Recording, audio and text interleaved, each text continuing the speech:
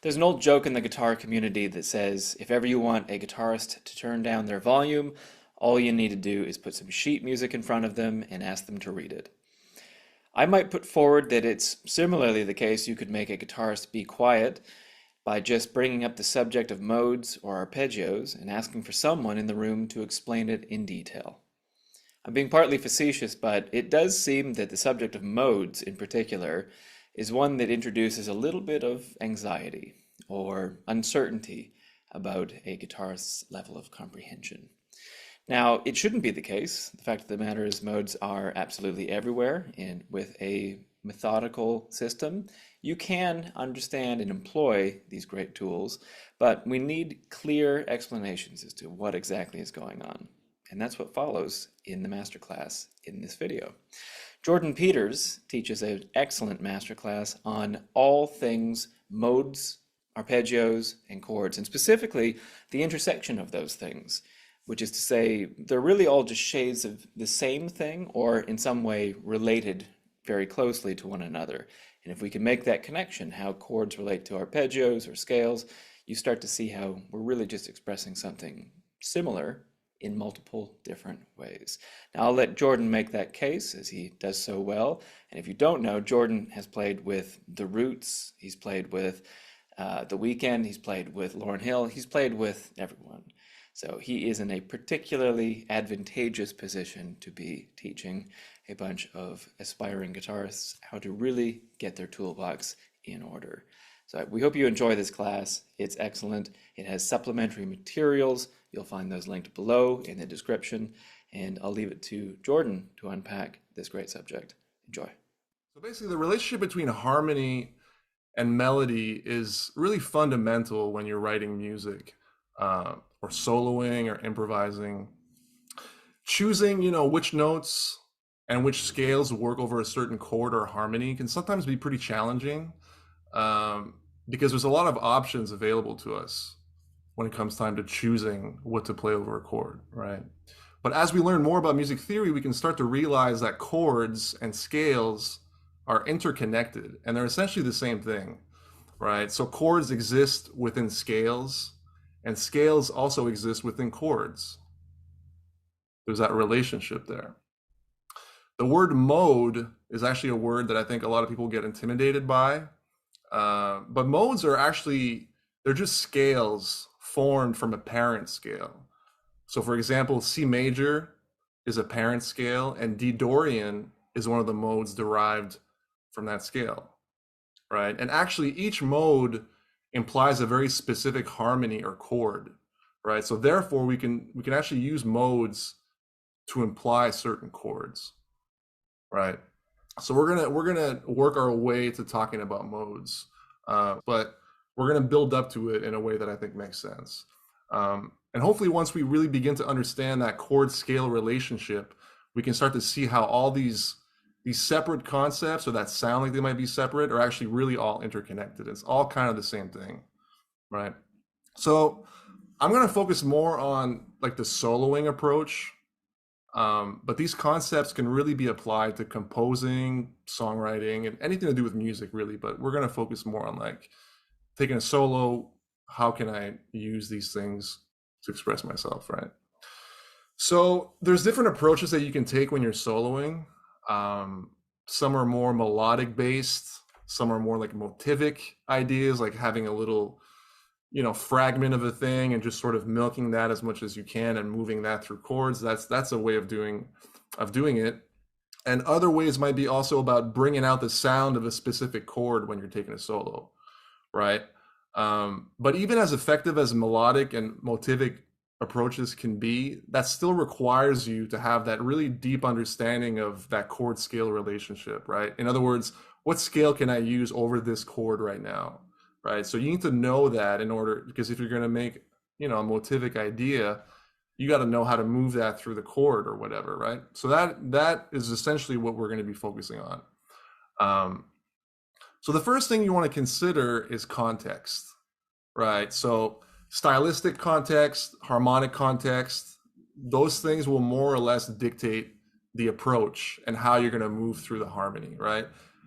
So let's look at some of the things that you might want to ask yourself, like when you're about to solo over something, right? Like you might want to ask yourself, like you look at this piece of music and you might be like, all right, what is this? Is this a rock tune? Is it a pop tune? Is it with like a bunch of triads, right? Is this a blues, right? Is this a jazz standard or like a neo soul R&B tune with a lot of seventh chords? Is this a diatonic chord progression or is it modal, right? Or is this a one chord vamp?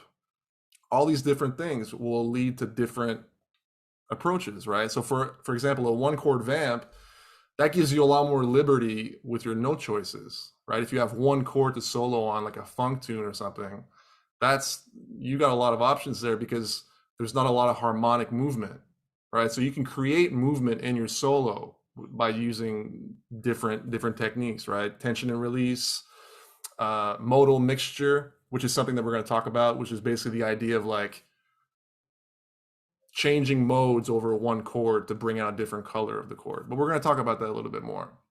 So that one chord vamp is really a one thing that you can really stretch out on because you have less limitations, right?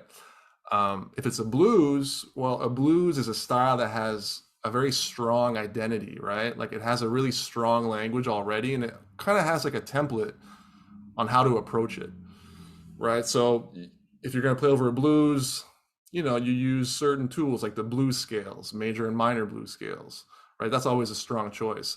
But you can look at each chord in the blues and how the harmony is moving, and you can actually come up with other ways of improvising over blues without just playing the blues scale. You know what I'm saying? You can dig into those chords and bring out the sound of the chords in the blues without just playing the blues scale, which you don't hear too often, you know? And if it's a pop tune or a rock tune that has a lot of triads, that's triad based, like no seventh chords, well, that can actually be the trickiest, I think, in terms of note choices, because triads, they only give you harmonic information up to the fifth of the chord, right? So then you got to wonder, okay, well, what other five notes can I use over this A chord that then goes to this G chord, right? It's like, what am I going to do here? So you need to analyze and obviously have an understanding of how to do that, but you need to analyze the way the chords are relating to each other, right? And that's going to help us understand what notes we can use beyond those three notes in the triad, right? And also rock music is usually, it has like a very triad sound. So you got to be aware also of the style, right? Because the style is basically going to dictate how colorful your note choices can be. You know what I'm saying? Because even though you might technically be able to play a certain note on a certain chord, if you're in a specific style, that note, even though it works, might sound like shit, because that's not really what it's supposed to sound like in this style of music, right? So that's the thing about the context thing you want to keep in mind. If it's a jazz or R&B tune that has like a lot of seventh chords, that still requires that chord analysis thing, but it's arguably easier than a pop tune when it comes to choosing the appropriate notes, because the chord is already implying a scale or a mode, right? Because the chord is up to the seventh, right? A seventh chord, root, third, fifth, seventh. So it's already implying one more note than the triad, but once you start to understand modes, you can kind of actually dumb it down to only a couple of options in terms of the extra notes that you can use over those seventh chords. And also stylistically, jazz, R&B, neo soul, it's like a richer sound than rock music. I'm not trying to put one above the other, but just it's more colorful in terms of harmony and just colors of the chords. So we can take more liberty with our note choices, right? So sometimes you can be more adventurous, and colorful is the best word I can think of when you're improvising over those types of songs and those styles of music, right? But the really important thing here is to know if the chordal movement, if there is any, right? So if it's a one chord vamp, there's no chordal movement. But if there is chordal movement, you want to know, is it diatonic, right? Meaning, do all the chords come from the same key? Or if it's modal, right? Which means that none of the chords belong to one key. So both of those, that's like the thing that you want to be able to kind of process when you look at like whether it's sheet music or it's someone telling you, hey, these are the chord changes, you want to be able to process that and figure out, all right, is this one key that I'm in? Or is this like just a bunch of random chords, which would then make it arguably modal. And that would kind of dictate how you kind of tackle that chord progression for your solo, right? But at the end of the day, like regardless of how simple or complex a song is, the best place to start is to use arpeggios to target the chord's chord tones. That's really the meat of it. Okay, so first off, what are arpeggios? Well, arpeggios, I'm sure maybe some of you know this already, but for the people that don't, arpeggios are notes of a chord, but played sequentially, right? While a chord is those same notes, but played simultaneously. Let me say that again, right? So arpeggios are the notes of a chord, but played sequentially, while a chord is those same notes played simultaneously, right? So arpeggios and chords are actually two sides of the same coin. It's the same thing, right? Because if you play, say, C major, right, you look at that chord, root third, fifth, root third. It's just three notes, really, root third, fifth. And the arpeggio for that would be exactly that.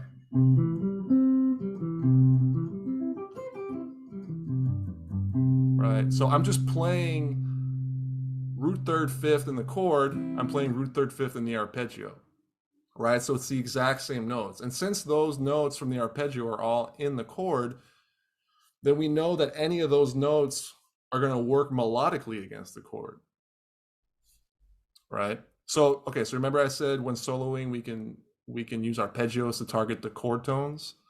So what are chord tones? Okay, well, chord tones are the root, third, fifth, and seventh of a chord. And they're the most essential notes to any chord. Okay, root, third, fifth, and seventh. Those are the chord tones. So every chord, no matter how many notes are in the chord, every chord is implying a whole bunch of other notes, right? So even if you have a song that's just a bunch of major minor triads, each one of those chords has an implied seventh in it, right? Even if it's not played, like we're talking about rock music, every rock tune, whether they're playing the seventh in the chord, there is a seventh in that chord. It's just maybe not being played or accentuated, but it's in there and it's implied, right? Even power chords, which is just root and fifth, that has an implied third and an implied seventh as well, right? And you can determine that based on the melody that someone is singing or playing over that chord progression. And you can also determine that by the way that the chords are moving. Like, you know, that that's just two notes, it's power, it's just fifths, but it has other notes in those chords, right? So, like, what are they? I don't know. Is it this? I don't know if it's that. I think it's more like that.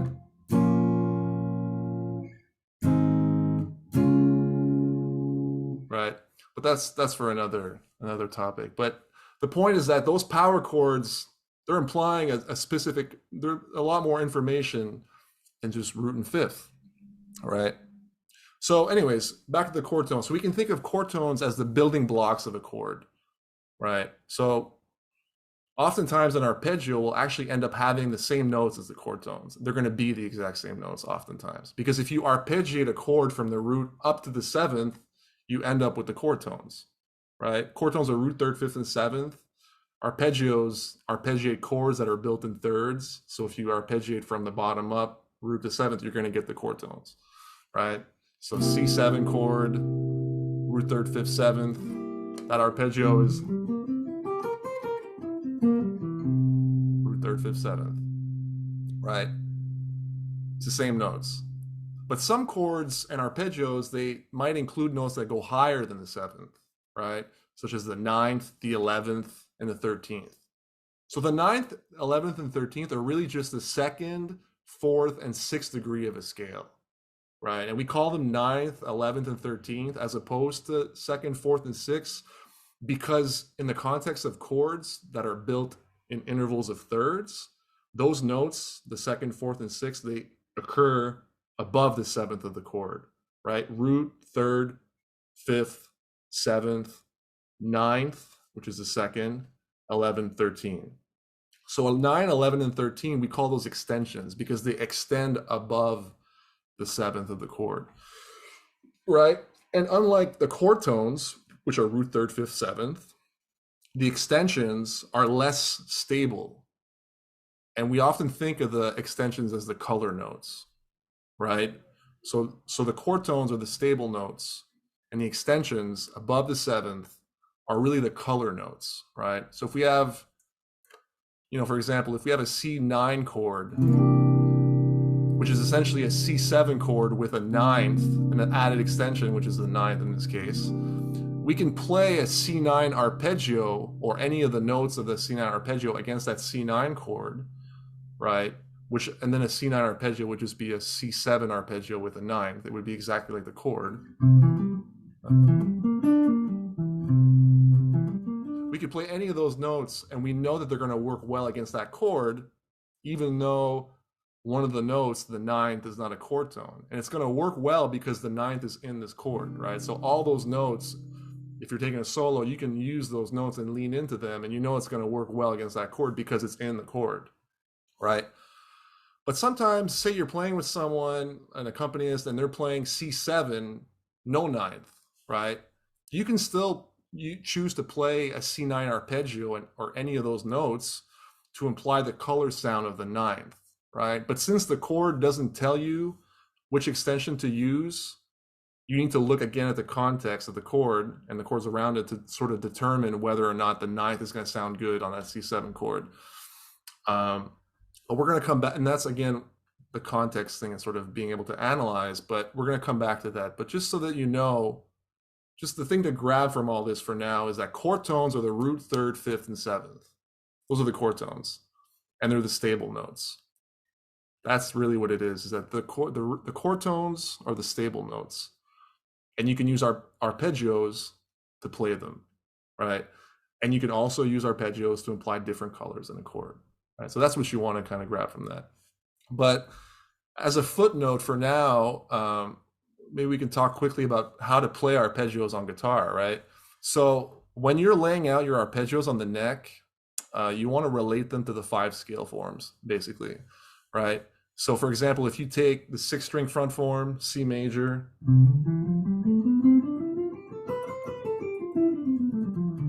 right? You take that, we can base our C major arpeggio on this scale form.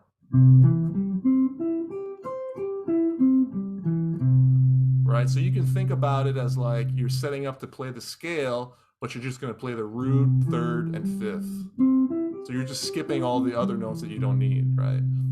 This would be just for a basic major arpeggio, right? So you would call this arpeggio, I guess, 6-string front form major arpeggio. It doesn't really matter what you call it, but the point is that you want to base it in all your 5 forms, right? And for minor, it's the same thing. You can build them off using the same scale forms, right? So for C minor, you can think 6-string front form as if you were going to play C major, but we're actually going to play C minor and then just play a minor third.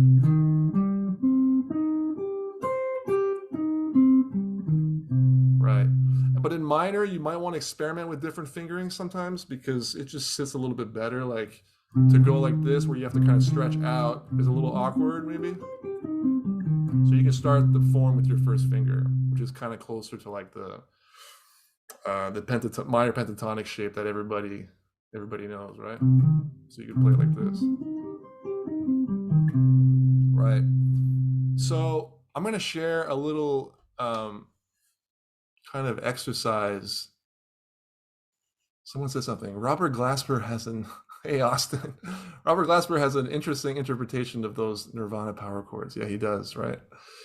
Yeah. Okay, let me share this in the chat real quick so you guys can download it. Sorry, bear with me. Okay. So this is basically an arpeggio exercise, I guess you could call it. The that I kind of came up with. Basically, you can start on the bottom of the neck on the lowest available form based on whatever key you're in, and you can play that arpeggio and move to the next adjacent arpeggio form, moving up the neck, right? So like if you can, so it's written both in tab and notation. I don't know if has everybody downloaded that? Thumbs up, yay. All right, great. So hopefully that makes sense. And I wrote out what the forms are, right? So you start, C major front form. Then you land on the 6th string front form and you work your way down to 6th string front form. And I'm saying 6th string front form and I'm choosing that form because it's the next adjacent form, right? Hopefully this is something that you guys have realized playing your scale forms, never mind arpeggios, just the scale forms, that they all follow a specific order and they all kind of fall into one another, right? So the sequence is always the same. You just start from a different place based on what key you're in, but they all line up together in a very specific way, right? So this exercise is just kind of going through the next form and working its way up the neck, right? So we end up in 6th string back form. Then we go to 6th string front form, then 4th string front form, right? Then 5th string back form, then 5th string front form, right? So you've just covered all the 5 positions just doing the arpeggio, right? So really just almost all the chord tones. And you can do this with the 7th as well, and we'll talk about that in a second. So the first one is in C major. The second one's in G major because, in G major, the lowest form available would be the 6th string front form. But you can really do this from any place, right? This is just an example. And you can also modify it for, however you want. But in G major, it would start 6th string front form. Also notice that when I'm playing 6th string front form, I'm not actually using my pinky. I'm actually shifting to my 1st finger here because I'm setting myself up to go to 4th string front form. And then I'm moving up. And then resetting. Right. Also notice that when I'm doing like the 5th string forms, I'm playing the whole range of it. I'm not like, if I'm starting G major back form 5th string, I'm going to start on the 3rd because that note is available to you in that range, right? We don't just have to play up to the root. We can play down to the 3rd. So,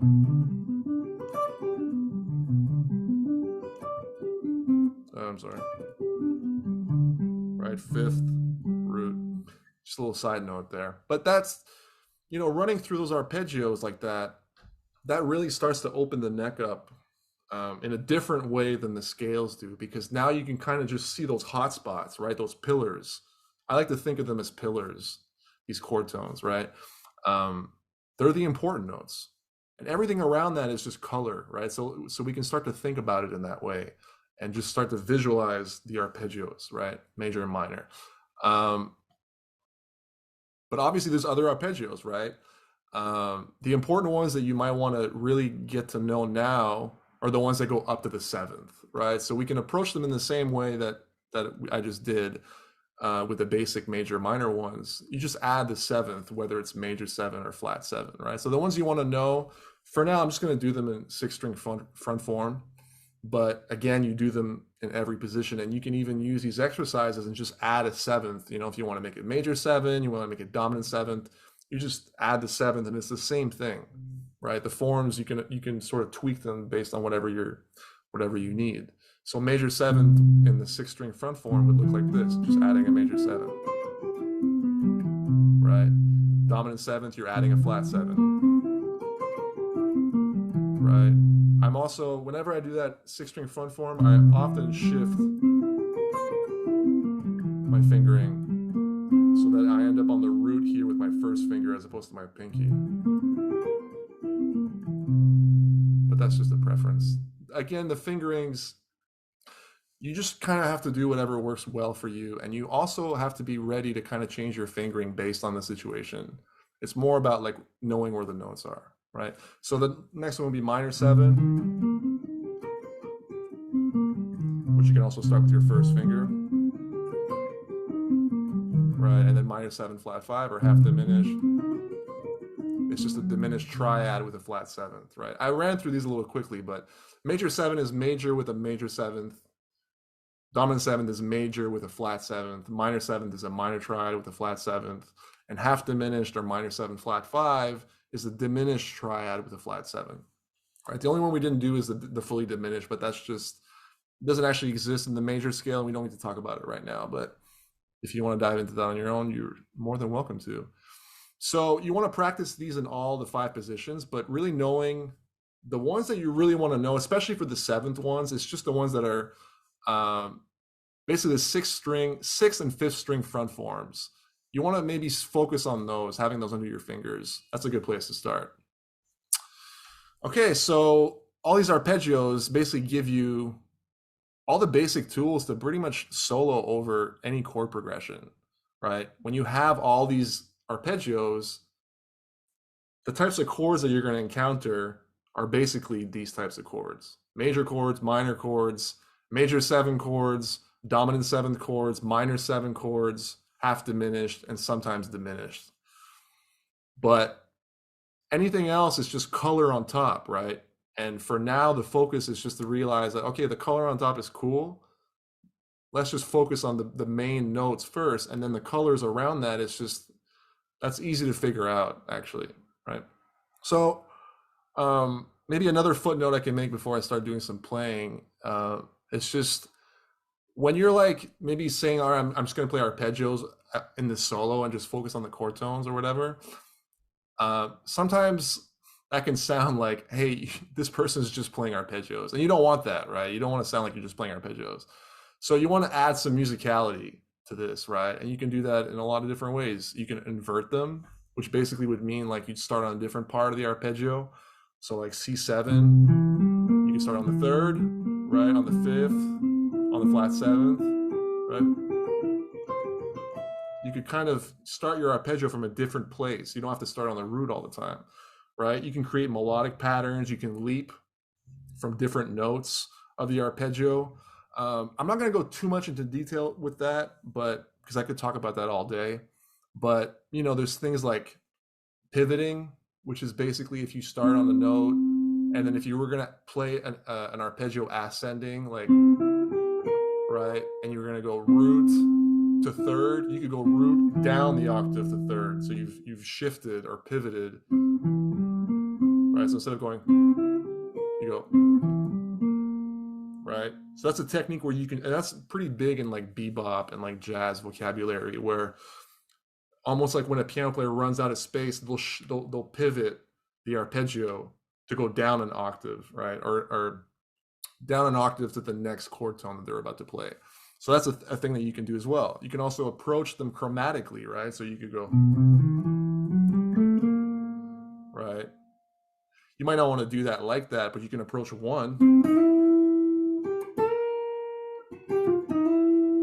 right? Something like that. I mean, that sounds more than just an arpeggio, but actually it is just an arpeggio, but I've just sort of targeted those notes in like a slick way, right? But that's the idea, is that you basically just want to disguise the fact that you're playing an arpeggio, and there's a lot of different ways you can do that. You can also mess with the rhythm, endless possibilities, right? So, okay, so let's see. I was gonna do some playing. I was gonna play over a blues, but I'm not sure if I should do that. But you know what? Let me see, look at the time. All right, let's do it real quick. So I'm just gonna play over the C blues, okay? And I'm gonna try to kind of just target. I'm just gonna try to target the chord tones and sort of focus on that. Sorry, I'm just gonna share the chord chart real quick. Not that I'm sure you guys all know what a blues is, but so we call this. Some people call this a blues with a quick change, where you go to the 4 chord right away on bar 2, which adds a little bit of momentum, which is kind of cool. But essentially, it's just a 12-bar blues, a major blues, right? In its simplest form. And it's all dominant 7th chords. So basically, we're going to use just notes from a dominant 7th arpeggio to just target those chord tones. So I'm going to try to solo on this and just kind of try to focus on those notes and hold back from playing blues scales and just targeting chord tones, and let's see what happens. All right.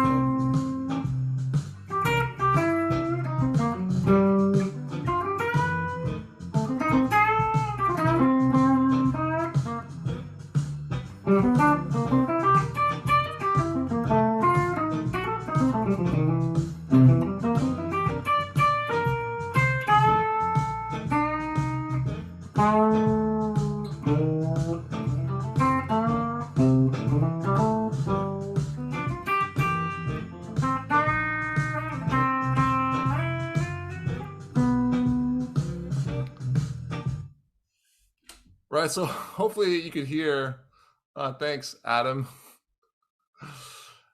Hopefully you can hear the chords, right? So I'm really trying to, I'm like going out of my way to like not play a blues scale, but I really wanted to.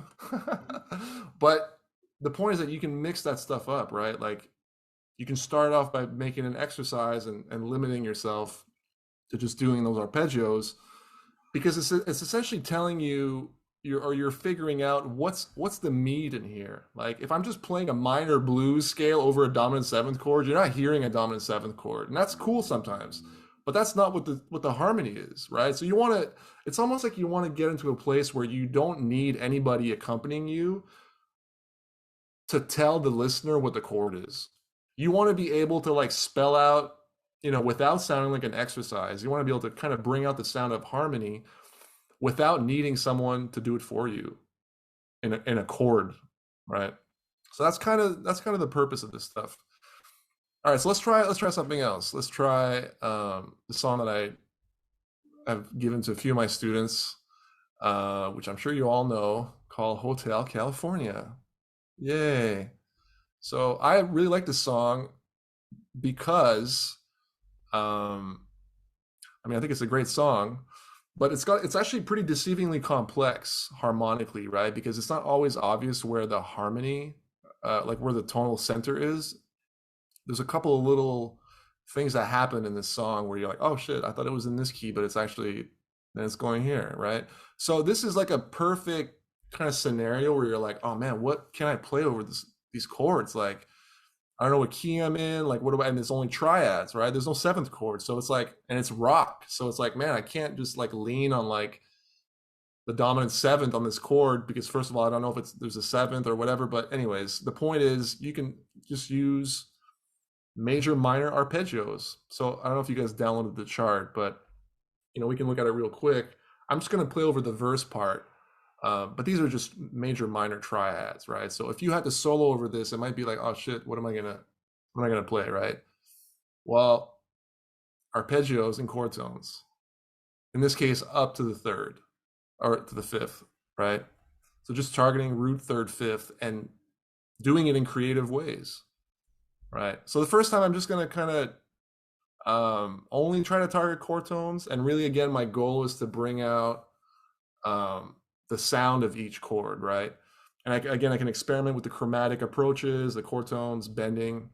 Also, something that I should probably mention that's a good thing to kind of, when you're playing arpeggios and trying to solo with them, you want to practice this thing called voice leading, which is basically like being aware of where your melody is going and resolving it in a way that makes melodic sense. I guess that's a way of describing it, at least in a single voice way. But like if I'm playing over B minor and I'm playing a bunch of, and then I'm about to change to the next chord, which is F sharp, I don't necessarily need to jump to the next F sharp to play to the root. I can go to the nearest chord tone. So if I'm on B and the chord's about to shift to F sharp major, the next nearest chord tone is a half step down to the third of that chord. So that's called voice leading, right? So just being aware of like, all right, I'm gonna like try to be musical about it and resolve to that chord. And that's a very musical thing to do, right? And a listener will hopefully appreciate that. So let me try it first time, just try to be sort of basic about it. Can you guys all hear this really amazing drum loop? Okay.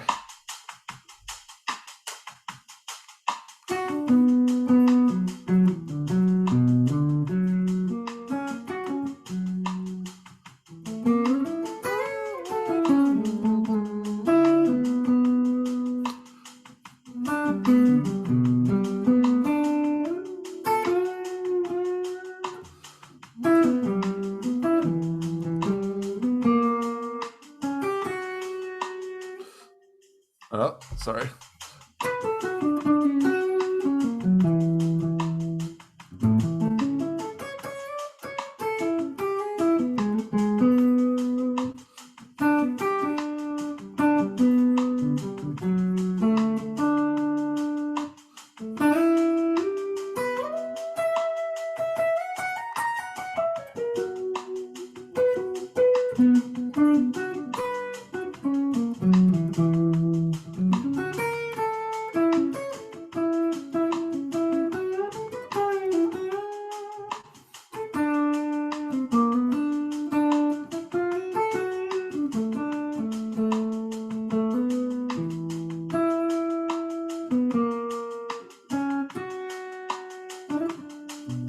Right.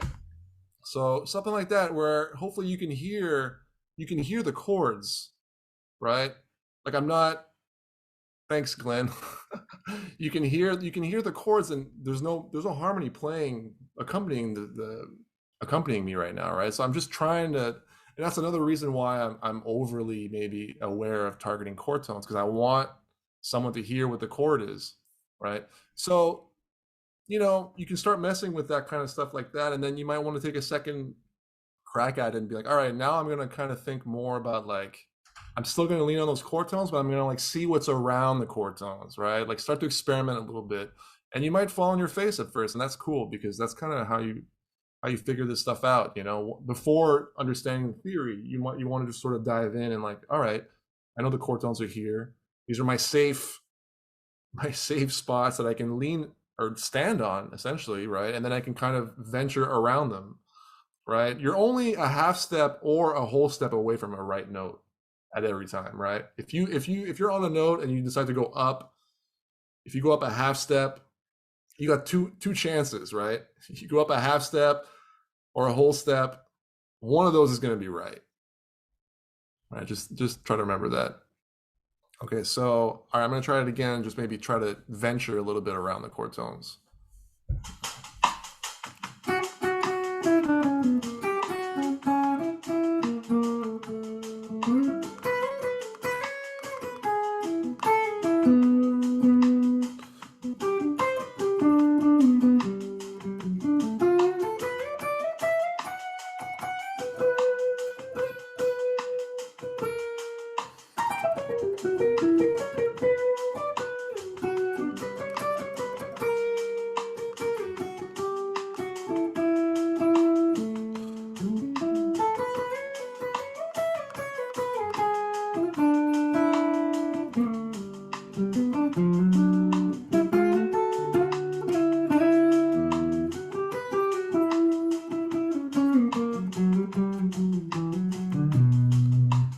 Right. So whatever, I'm like trying to experiment around those chord tones, and I'm trying to find things that could work and trying to create little melodies, still really leaning on the chord tones though. I'm always like, all right, I'm on the third, let me go above maybe to the fourth, see if that, and then, I mean, I've played this song before, so I kind of know what works, but I'm just saying if you don't, that's totally cool, but there's a way to do it where you can just lean on those chord tones and just venture out, but don't be afraid to venture out and fall on your face, because that's part of it, right? So hopefully you're able to hear the harmony, and that was really the goal here, right? And I think again, the thing I want to reinforce is that relationship between chords and arpeggios in this case. Um, that's really what's important to grasp from this, is that chords and arpeggios are the same thing. Arpeggio is the melodic version of a chord, right? So if you play any of the notes from the chord that are in the chord, those are the stable notes, and oftentimes they're the chord tones, right? So you want to start to think about the arpeggios as the melodic version of a chord, right? So to get to the kind of then like the next level, to kind of start eventually talking about modes, which we're not going to talk about modes today, but we're going to talk about them next week in depth. But in preparation for that, you want to get familiar with the chords of the major scale, right? That's like the next step. So let's just review real quick the 7 different chords in the major scale, right? So we got 1 major 7, 2 minor 7, 3 minor 7, 4 major 7, 5 dominant 7, 6 minor 7, and 7 half diminished or minor 7 flat 5. So that is the same in every major key, right? The obviously the chords will change in terms of the root, but that's the qualities that happen in every major key, right? So in C major, for example, it would look like this. And you want to, when you play through these chords, you know, maybe you haven't gone through the seventh chords, and if you have, great. If you haven't, that's okay too. But you want to be able to play the basic root position seventh chords on the, at least on the fifth string and the sixth string. So on the fifth string, they'd be the drop two chords, right? Like this. So C, if I go through the chords of C major on this string set in root position, they would all look like that. C major 7, D minor 7, F major 7. Did I skip one? C major 7, D minor 7, E minor 7, F major 7, G7, A minor 7, B half diminished, C major 7. So you want to be able to do them all on that string set. And we call these drop twos.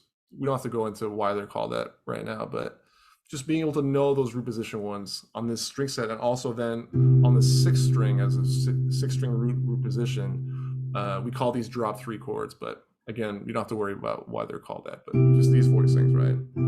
So C major 7, D minor 7, E minor 7, F major 7, G7, A minor 7, and B half diminished.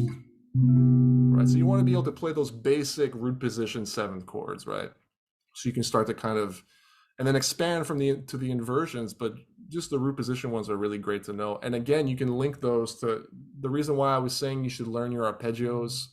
Start with the sixth and fifth string front forms, is because you can relate them to these root position chords, right? So it's C major 7 like this, that arpeggio is that sixth string front form, right? That's why you want to lock those in, those root position seventh chords on the fifth string and the sixth string.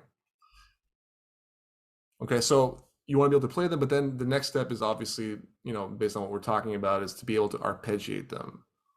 Okay, so a good exercise that you can do is to play through a diatonic chord progression that's doing the cycle of fourths, right? So I'm going to share this with you guys real quick, so you know what I'm talking about. All right. Great, I just dropped it in the chat.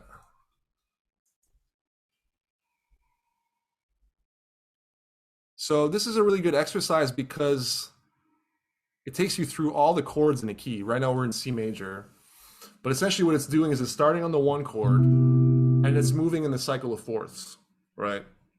Diatonic fourths. So if I'm in C major, we're going to start on the one chord, and then we're going to go up a fourth in the key, which takes us to the four chord, 4 major 7. In this case, it's F major 7. If we go up a diatonic fourth, it's actually a tritone interval, but we're still only diatonic, right? So we end up on 7 chord, which is B half diminished, right, in this key. And then we go up a fourth, we end up on E minor 7, which is a 3 chord, right? Then we go to the 6th chord, that's A minor 7, 2 chord is D minor 7, 5 chord is G7, back to 1, right? So we've cycled through all the chords in this very kind of melodic chord sequence, right? Because, and you'll encounter this a lot in especially in jazz, because if you look at just the root movement, not even the chord quality, just like the roots, so C to F, C is like 5 of F, right? It's like if you're ignoring major 7, just C to F, that's like 5 to 1. And then E, and then, you know, the B half diminished is a tritone away, so it's a little bit different. But then E minor to A minor, just the roots, E to A, E is the 5th of A. And then A is the 5th of D is the 5th of G, and G is 5 of C. So it's actually taking you through, we're not changing the chord qualities, but just that movement of 5 to 1 is very natural. It's all falling back to 1, right? And that takes you through all the chords in the key. So this is a great sort of thing to be able to kind of have under your fingers to navigate through a chord progression, either through chords or in this case with arpeggios, right? So you want to be able to arpeggiate them, going through it like out of time, right? That could be an exercise that you do, and just do it on 5th string front forms, and 6-string front forms, right? So C major 7 could look like this, then F major 7, right? B half diminished. Just running through it with the arpeggios. Again, I'm just starting the arpeggios on either 6-string front form or 5th-string front form. So A minor 7 to D minor 7 to G7 to C major 7. And based on where you start, if you start in the, I started 6-string front form with my C major 7, I could have started somewhere else and I would have ended up with a whole bunch of other positions, right? You want to do these obviously in all the positions, but again, start with the front forms. That's a good place to start. And then another exercise, which I'm going to drop in the chat. You want to be able to kind of, again, run through these. Sorry, hang on a second. I don't think I have it. Okay, here it is. So you want to be able to run through these in like a sort of melodic way, right? So we were talking about this idea of like voice leading to the next chord. So I just kind of wrote this little thing real quick, but essentially just starting root position, and then let's say the chord changes here, resolving to the next chord tone of the next chord, which in this case would be C. That would be the note that I'm on. That's C to F major 7 is the 5th, right? And then continuing my arpeggio in F major 7, or on F major 7, starting on its 5th, where I landed. And you can also change positions, right? So something like this, running through the whole thing, right? F major 7, we're going to B half diminished. I'm on the 3rd now of B half diminished. I'm going to continue. Now I have to make a choice. Am I going to go up or down? It doesn't really matter. You could go up to the 5th of E minor 7 and then come back down, and then land on the 3rd of A minor 7, right? And then the root of D minor 7, and then maybe land on the 5th of G7, and then finish the arpeggio, and then 3rd of C major 7, right?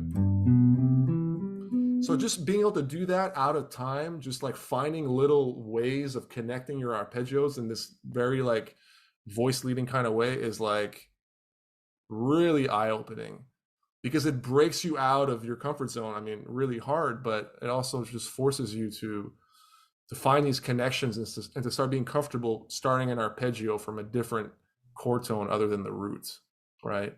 And you'll find that you can be very melodic with this stuff. I mean, I was just playing sort of 8th notes or whatever, but if you start to kind of create like rhythmic variations in this stuff and using all the things that we talked about, like inverting them and all that kind of stuff, I mean, that's music, right?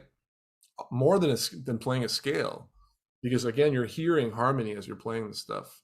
So that's kind of where the meat of it is, I think, when it comes to soloing. Okay, hang on a second. I'm running out of time here because I talk too much. But so you want to be comfortable doing this in all keys, right? I think the other thing you want to think about as you're doing that, maybe try to develop an awareness of like, all right, I'm on the 1 chord, I'm on the 4 chord, I'm on the 7 chord. Whether you're playing a chord or an arpeggio, I'm on the 3 chord, I'm on the 6 chord. Like, be aware of where you are in the key.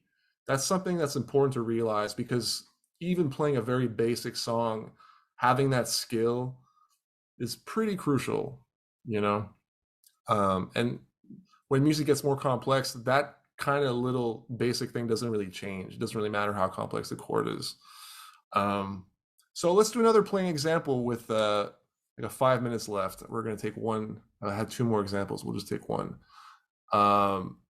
Very basic classic jazz standard called Autumn Leaves, which maybe some of you have heard before. So we can try this same approach on an actual song now, right? Sorry about that. So I think it's just a great standard, this tune, because it's very diatonic, right? Meaning that all the chords come from the same key, more or less, right? So if we look at it, I don't know if everybody's got it open. just looking at the chords, ignoring the melody for now, just looking at the chord symbols, you know, I'll tell you right away that it's in the key of B flat. Okay, so I can run through, you know, the purpose of this right now is not to analyze the chord progression, but just, you know, all these chords, C minor 7, F7, B flat major 7, that's 2, 5, 1, and B flat. Okay, E flat major 7 is the 4 chord. A half diminished is the 7 chord. D7 doesn't belong in the key of B flat, but it's actually 5 of G minor, which is G minor is the 6th chord. So G minor is 6, is the relative minor of B flat, right? So that D7, we call that secondary dominant chord. We don't have to think too much right now about that because it doesn't really matter in this case because we're going to solo over this and we're just going to use chord tones, so it doesn't matter, right? But again, you want to be aware of, to a certain extent, what key you're in and sort of how those chords relate to each other, right? So basically, the song is really just that. There's a couple of little 2/5s at the end, like G minor 7, C9, which is essentially just, again, secondary dominant chords. And secondary dominant chords is really just making a chord the 5 of another chord that isn't the 1 chord, right? So D7 is we call that a secondary dominant because it's the 5 of this. It actually starts being the 5 of the 6th chord, or it's behaving like the 5 of the 6th chord, but it's not actually the 5 of the key that you're in. We call those secondary dominant chords. So for a second, it's like we're in G minor for those 2 bars there, for those 3 bars. And that G7 in parenthesis is another secondary dominant that goes back to the 2 chord. Again, if you're feeling intimidated by this, it's okay. It's just all this stuff for right now is being aware that we're pretty much in 1 key and that we can actually tackle this in terms of taking a solo just by using arpeggios to target the chord tones, right? So I'm going to try to take a little thing on this where I'm sort of trying to highlight the chord progression in my solo, and I'm targeting the chord tones for the most part. All right, let me try to pull up this little, sorry, bear with me a second.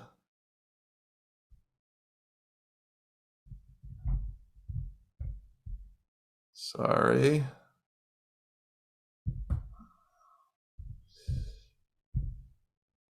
Swing, medium swing. All right, here we go. Okay, so I'm just going to play over this and try to highlight the chords in my solo.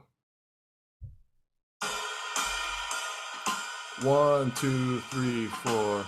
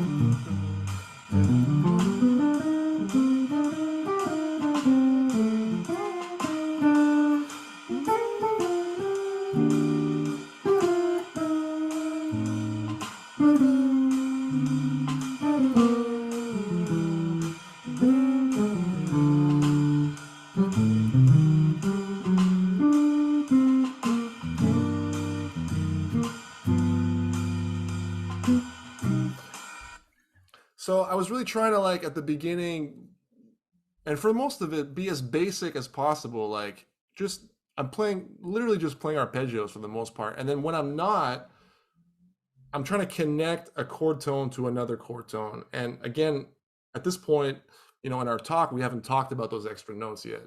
That's going to be for next week. And right now, so I'm just trying to like figure out, okay, well, how can I connect this? And sometimes it works, sometimes it might not work, and that's okay. But I know that these chord tones are really what I'm trying to. That's the meat of the chord, of each chord, is those chord tones, and I can use my arpeggios to connect them, to be musical and create melodies with them. I mean, the creativity with arpeggios is really endless.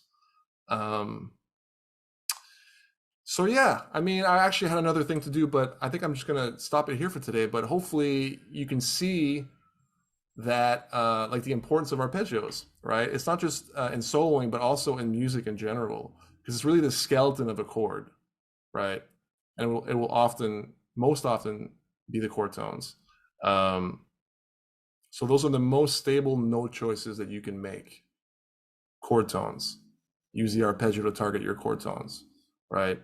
And then hopefully you can start to see the relationship, the chord scale relationship, and how important it is in music, right? Like what can I play over this chord? So you might be wondering now, okay, well, I can target the chord tones. What about these other notes, right? So because there's three other notes available to us if we're thinking a seventh chord, right? Root, third, fifth, seventh. There's three more notes. Like we said, they're the extensions of the ninth, the 11th, the 13th. So how do we know which ones to play? Modes. That's the answer, in my opinion. I mean, there's a lot of different views on this, but modes is the way I think that you can really simplify all this stuff. So we're going to talk about modes more in depth, or we're going to talk about modes next week, and how they can help us to understand basically which notes to play on any given chord. Okay, so your understanding of the relationship between chords and arpeggios and knowing the harmony of the major scale is going to be extremely useful when you start thinking about modes and where and how to use them, right? Because once you know the notes of each mode of the major scale, you can then think of each mode as a seventh chord with all the extensions, right? So the mode is actually a fully flushed out chord with all the chord tones and extensions. And we're going to look at that next week, and hopefully it'll make sense to you guys. Any questions? Hey, I was wondering if you could show us Hey, Austin. an arpeggio with the extensions on it and how you'd play that. Yeah, so I mean, it depends what the arpeggio is. I think I talked about C7 real quick. If it's a C7, I'm just going to play root, third, fifth, seventh, ninth. Then maybe jump to the third again.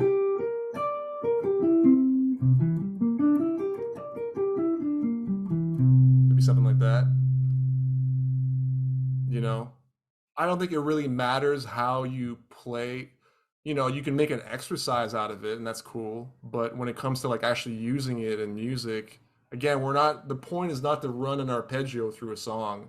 The exercises that we did, they were exercises so you get comfortable knowing where those notes are, right? But when I'm soloing, I'm not like, I mean, I was trying to sort of be obvious about it, but if I'm going to take a solo over something, I'm not going to be like, all right, I'm going to play this shape of the arpeggio and it has to be, I'm not really thinking like that. I'm thinking more about like, this is where that note is. I'm going to grab that note. I'm going to grab this note. And I'm going to let my musical instincts hopefully guide me in certain directions. But if you play arpeggios with extensions, you can just play up to the seventh and then add that extension on top of that. And if you were going to do it 2 octaves, I guess, for this, if you end up on the ninth and you want to keep going, then maybe go to the third and then play, so root, third, fifth, seventh, nine, root, or third, fifth, 7, 9. You know what I mean? That could be a way of doing it. Yeah. There's a lot of other ways you can apply extensions. You could also do on this C7 chord, I mean, this is a little bit off topic for now, but you could do C7 chord, you could do C7, and you could do G minor 7. That would give you the G minor 7 on that C7 chord would give you 5th, flat 7, 9, and 11. Yeah. You know, you could also do C7, you could do E half diminished. So C7 is root 3rd, 5th, 7th. E half diminished, thinking of C as the root, is 3rd, 5th, flat 7, 9. Right? So I just played 2 arpeggios thinking C7 and then E half diminished. But if the bass is playing C or the chord is playing C7, I'm spelling out C9.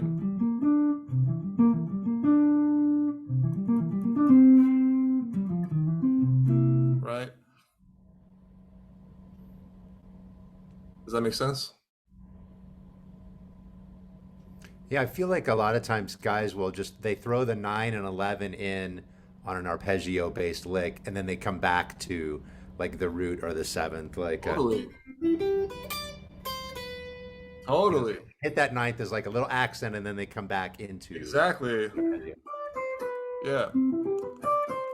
I mean, that's exactly what it is. It's like you're leaning on your pillars are the chord tones, and Yeah. all the stuff around in between those chord tones is color, also known as the extensions. Yeah. Right. So they're just kind of things that you can kind of grab and then bounce back to the chord tone or gravitate to the chord tones because those are the stable notes. I think really thinking about it as stable notes and less stable notes or colorful notes is a way to think about it. That's been very helpful for me. Just, you know, and I've developed.